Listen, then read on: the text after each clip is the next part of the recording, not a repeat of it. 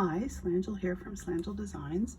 And today I thought we would start on a series of basic knitting concepts. I had posted in the channel and the videos, and I believe also in the community section. I'm just wondering if anybody was interested in some knitting stuff, because I do that as well. And there was some positive feedback on it. So I thought, well, let's start out with some basics, because that's where pretty much anybody who's learning needs to start. And it's some nice nice concepts to get in your learning repertoire. So I'm just going to show you a couple things here. Just like if you do crochet, just like on crochet, when you have your hooks, the knitting needles also have the sizes. Like this is a 6.5 millimeter US 10.5 knitting needle, and the needles will come in sets. So there's different sizes that'll give you the different gauges and stuff like that, and patterns, just like the crochet hooks will say, oh, using this needle or whatever needle you need to have for your gauge. Now these are just like the standard. They have the little stopper at the end to keep your stitches from coming off. There's also things like double pointed needles. I keep little elastics when my kiddo was little, and they did those like elastic bracelets. They're great for holding together the double pointed needles, which you use for knitting in the round and other things. Now, one of the things you'll notice with these, I can't tell you offhand just by looking at it what size and what gauge these knitting needles are. So what I recommend when you're getting into doing something that involves these is go get yourself one of these. These are handy little things. I just got this at Michael's, and you'll notice it's got a bunch of different sizes on it. It'll say crochet hook, knitting needles, the millimeter. It's got little rulers on it. But what you do is you slide it in, and once you find the one, it can't go through that one, but it can go through that one. That's a 3 millimeter, 3 1/4. It's in 3 or 3 1/4. Now this window here, which is kind of cool, is a 2 by 2. You know how sometimes you're reading a crocheting pattern, it'll say so many stitches for a 4 inch, so many stitches, so many rows for 4 inches. That's for putting down your work, and you can count a 2 by 2 and then just multiply it by 2 to get your 4 by 4. So it's kind of a handy little thing just to have tucked in your bag. So those are a handy little tool to have to figure out your double pointed needles. And other needles that you can have too are circular needles, which I would prefer using double pointed. But if you're into like some big long blankets and afghans, you need to use really big circular needles. And all that means is like it's got there's 2 needles attached with a cord. So you can put your working stitches on your needles and then slide them off onto there without losing any of your project. So let me set that to the side. So today what I thought we would do is we'd just talk about casting on your stitches. You may see, if you're new to knitting, or if you've tried it, you may see there's a couple of different ways you can do it. There's the long tail method.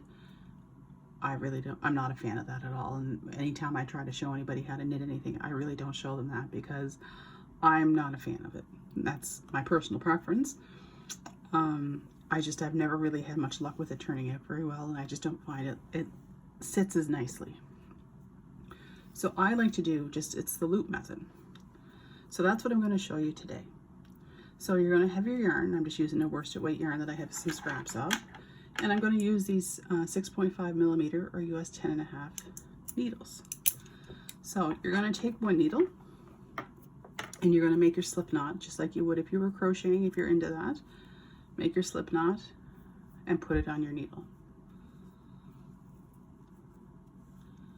All right, that one, now I'm right-handed, so I'm going to keep this in my left hand. The needle that I'm going to be working with to move my stitches from the left to the right is going to be my right hand. So now, when you go to cast on a stitch, you've got your slip knot on here. You're going to put your needle in, and the first few are kind of, because you have to kind of keep your tail out of the way here, and So, all right, so you got your slip knots on here. I'm going to hold on to my tail there just to keep it out of the way. I'm going to put my needle in so that it's going from the front towards the back, and the loop stays on there, and I'm going to wrap my yarn around the needle, pull, slip the needle in like that, pull up my loop, put that on my needle, and just pull to snug it up. So again, you're going to go in from the front towards the back, and you can see how it's kind of coming out there. Loop around, pivot your right needle so that you can grab that loop, pull it out, and slip it onto the needle. And it will tell you in your project to cast on whatever number of stitches, okay? And typically, if the pattern is something that, say, you can make a small, a medium, or a large of that project, it'll list the instructions for one size, and in brackets it will have the required number or the instructions for the other sizes. And what's even great is some patterns will have them color coded. So if you're looking at something, it'll say cast on 50 stitches, and it'll say smalls red, blue is green, or blue is medium, green is large. So you will follow all your instructions. Like if you're making a large, you'll look at all the green instructions. So it's awesome. So again, we've got some on here already. I kept doing it while we were talking, but you're going to put your needle in from the front towards the back, loop your yarn around, pivot your needle so that you can pull that loop out, and put it on your other needle. I'll just keep doing a few more here. So again, in from the front, and it comes out towards the back. Your needles will always be kind of crisscrossing when you're doing this. And then you pivot it so that you can grab that loop, put it on your needle. So casting on isn't too bad, and it can go pretty quick. Okay. And it makes a nice even row at the bottom, which is nice.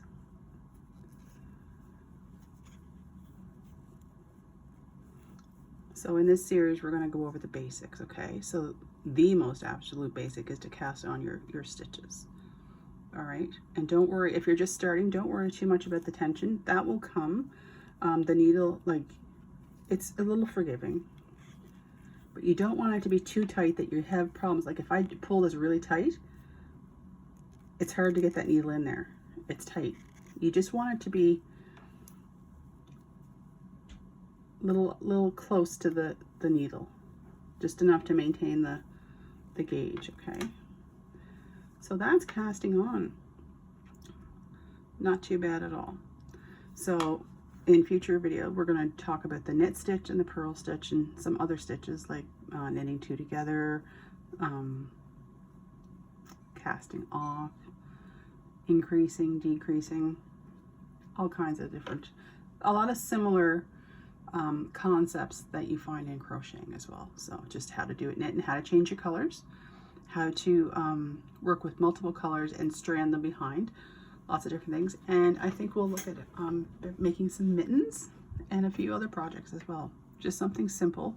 I know mittens sound like it might be complicated, but it really isn't once you get the concepts down. So that's the casting on. So don't forget to like and subscribe. Really appreciate it. And I hope you have a great day, and thank you for watching. Take care.